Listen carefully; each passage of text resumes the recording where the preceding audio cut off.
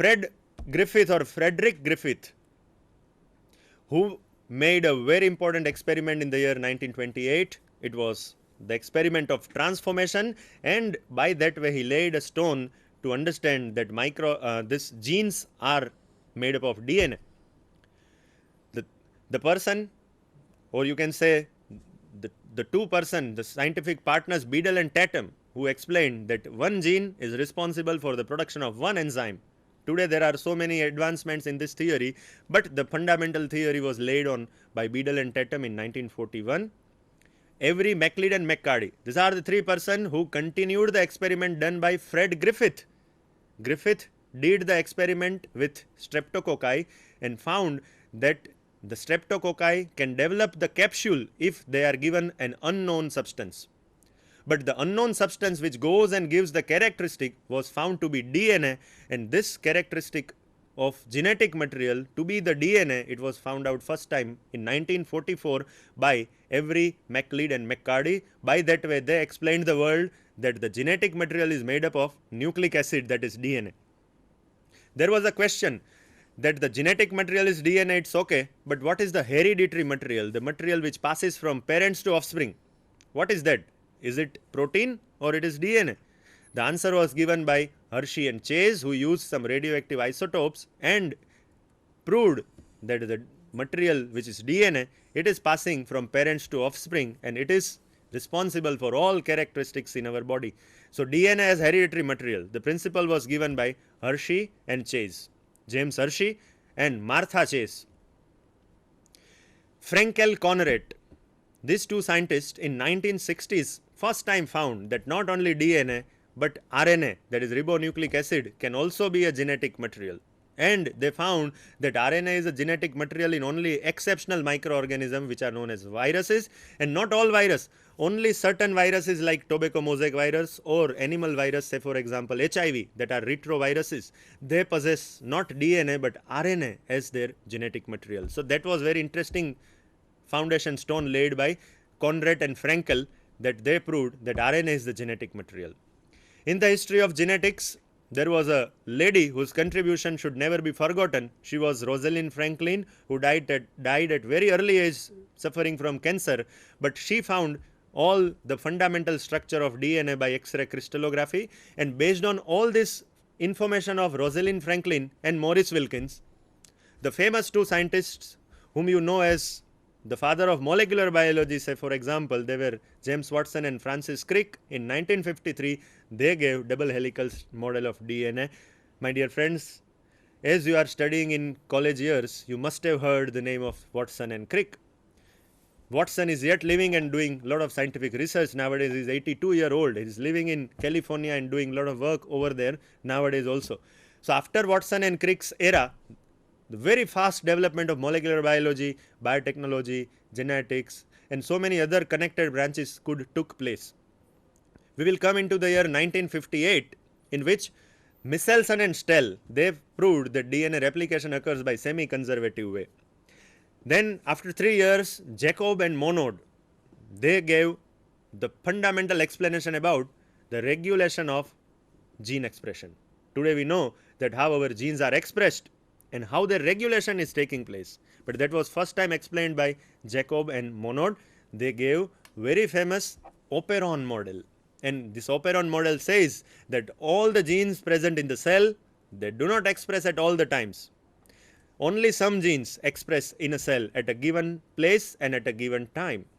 That was a very basic theory which was given by Jacob and Monod in 1961, and for giving this theory they studied the utilization of lactose by E. coli. Then comes the Indian scientist Dr. Hargobind Khorana, who lived in USA in his lifetime. In California, along with Holy and Nirenberg, he gave the theory, that is genetic code. They cracked the genetic code. They found that genetic code is triplet. Today we know that each amino acid in a protein, it is coded by a triplet code of DNA, and later on it comes into mRNA. So this genetic code is made up of 3 nucleotides. It was first time found by Khorana, Holy and Nirenberg. That was the year almost 1970s. Today the word genetic engineering is very famous to us. one of the biggest technology of genetic engineering is recombinant DNA technology. This recombinant DNA technology was given to us by Stanley Cohen and Herbert Boyer in the year 1972. I think, friends, all of you are knowing that the insulin which is needed by diabetic patients is in always scarcity because the source of insulin is very limited.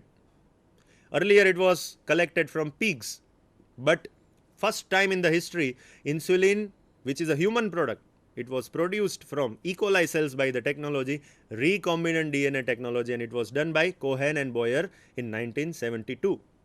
So it was the first experiment of genetic engineering. It was a successful experiment. Then came the year 1977. Sanger and Maxam Gilbert individually they gave two different methods of DNA sequencing, and with the help of that method today if we have an unknown piece of DNA we can find out its sequence. So today in molecular biology and genetic engineering, Sanger's and Maxam Gilbert's methods are very important. One more very much important year was 1984 in the history of all the branches of biology, not only microbiology or genetics or molbio or biotechnology, but the technology which is also famous as people's choice reaction, but the technical name is polymerase chain reaction. This polymerase chain reaction technology was first time developed by Kary Mullis, and it was developed just as a fluke because he was traveling somewhere and he got a sunstroke and found that heat causes very much bad effect on our body. He found that heat can also cause a bad effect on DNA. He increased the temperature of DNA up to 92 and separated the two strands of DNA, and by that way he found polymerase chain reaction by which we can amplify the DNA molecules in laboratory environment. Today we are very much aware about the word cloning. It's a buzzword of today, but the experiment of cloning was first time done by Dr. Jan Wilmot, who produced the famous sheep Dolly. I think all the biology students must have heard the name of Dolly, which was the daughter of a Swiss mother, and it was 100% a look alike of the mother. That was the first ever experiment of cloning in 1997. But my dear friends, it's a matter of proud for us, for our Indians, that Dr. Hargobind Khorana in 1983, way back, he told the world for the first time that I have the technology by which I can make another Kapil Dev. So that fundamental concept about cloning was in the mind of Dr. Khorana, but anyhow he could not give it the final result. It was the person Ian Wilmot who did this experiment for the first time.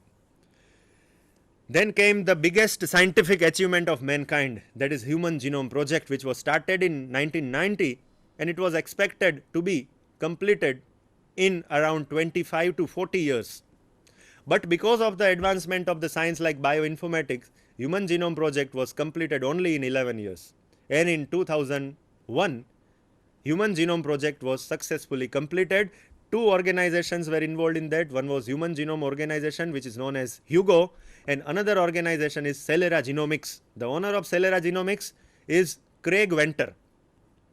Those who are reading newspapers are definitely knowing the name Craig Venter because in the history he created artificial life for the first time. He created microorganism in the laboratory. So again came the theory of spontaneous generation. The microorganism can be produced from non-living things. That is proved by Craig Venter. But friends, always believing biogenesis theory because spontaneous generation is a highly advanced technological experiment which was done by Craig Venter in 2000 year, and it was repeated only in this year in the month of April. And he created the microorganism in laboratory and he gave the name Mycoplasma laboratorium. So these laboratories and experiments, they have given us so much in our life that we have understood the value of microorganisms and microbiology. You know that today's discoveries will be tomorrow's histories. So it may be possible that somebody may be remembering us in coming time. So let us all work hard and let us work for creating history. I thank all of you very much for listening to me for this much time. Thank you very much. Now, if dear students have any questions, they can very well put forward their inquiries. But I hope that Nipaben and Mehulbhai, both of them, they have taken you to a fascinating journey right from the discovery of microscope, how this microscope was invented, how the organisms were discovered, and the first few hundreds were basically dedicated to the role of organisms in clinical microbiology, because people were more concerned about their health. And in those days, most of the discoveries were restricted for chemotherapy and the clinical microbiology. Later on, the last 50 years or so, after 1950s or so, the microorganisms were dissected in detail, and their DNA, the most important part of the cell, was analyzed in such a way that now we are able to play with the DNA and are in a position to create an artificial life. As we have seen, Dr. Craig Winter has been able to insert a DNA into a cell, and that DNA took over the entire mechanisms of the cells, and cell could replicate in the laboratory. Indirectly, a man is trying to be a god. But still, we have a long way to go from here, and the scientists, they are zealously working on it. They are not tired, and still lot of discoveries are yet to be made. Microorganisms are a very fascinating tools where they keep on studying, and as it has been said that whatever is being discovered today will be studied by the students like you, and it will be a history tomorrow. So we again, all of us, thank you. On behalf of my colleagues, I thank the BISEC staff members. I also thank the Commissioner Higher Education for giving us the opportunity to present this history of microbiology, milestones in microbiology, to the students. And we are also thankful to the staff of BISEC who have telecasted this live in an excellent fashion. Thank you very much. Thank you.